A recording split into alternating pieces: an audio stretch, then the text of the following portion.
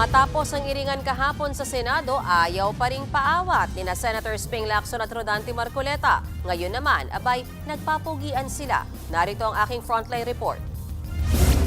Siguro mas pogi ako sa kanya. Nakikita mo naman, di ba?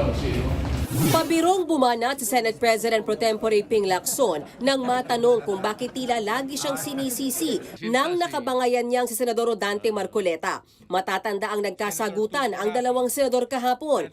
Isa sa mga ugat niyan ang pagpuna ni Marcoleta sa umunay mabagal na usad ng report ng Blue Ribbon Committee kaugnay sa investigasyon sa flood control scandal. Giit ni Lacson, hindi naman tama na sisihin siya sa hindi pag-usad ng committee report. Samantalang ang ibinigay daw nilang kopya ng report sa opisina ni Senator Marcoleta, nakatenga pa rin hanggang ngayon. Sabihin niya, hindi raw pirmado yung ng chairman. Of course, how would I sign a PDF?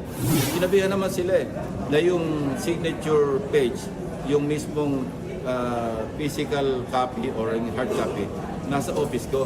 And we kept making kulit sa mga staff nila, nabasa na ba? Kung nabasa na, baka pwedeng pirmahan na. Tapos sasabihin niya ang reason dahil wala akong pirma. Di ba that's outright lying? Inihayag din ni Lacson na base sa research ng kanyang staff, tila ginagaya lang daw ni Marcoleta ang ilang pahayag ng Ministry of Foreign Affairs ng China pagdating sa issue ng West Philippine Sea. So what does that indicate or tell you? Di ba?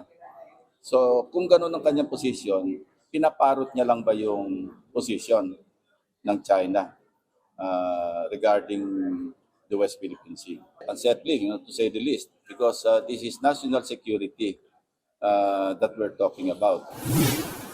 Ayon pa kay Lacson, sinubukan niya pang magtimpi bago sagutin si Marcoleta. Yung last week privilege speech niya, I was at the lounge. I was listening and talagang pinigil ko yung sarili ko. Pero tumira pa rin siya ng Lunes. I was in my office monitoring. So right there and then, nag-decide ako. Sabi ko, enough is enough. Pinuyat niya ako nung gabi kasi nag-drop ako ng speech kasama yung staff ko. Umuwi nga kami alas 12 kaya mainit ang ulo ko Para mag-deliver Ayon naman kay Marcoleta, hindi na raw dapat pagtuunan ng pansin ang kanilang away. Mas dapat daw ay masagot ang mga tanong sa flood control scandal. Huwag nating ilihis yung ang sinasabi ko, hitting me back. Walang issue yun.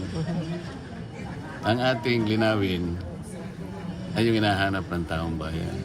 Kung ang gagawin nila ay puro lang hit ng hit ng hit, okay lang sa akin. Pero wag natin kakalimutan ng taong bayan.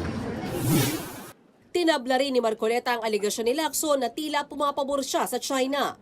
Naniniwala ka sa kanya? Kayo. Ano sinabi ko tungkol sa China? Paano ko dinefend ng China? You tell me. When? When? Tell me. May sinabi ko, pabor sa China? When? When? Ang tanong ngayon, ceasefire na ba ang dalawa? Naghahanap naman kayo ng gera May gera ba? Depende. Sabi ko, you hit me, I'll hit you back. Kasi sobra na namimihasa na. Ibig sabihin. Wala naman basihan.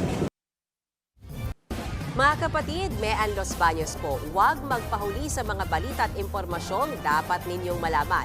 Para sa mas malawak na balitaan at diskusyon, mag-follow at mag-subscribe na sa social media pages ng News 5.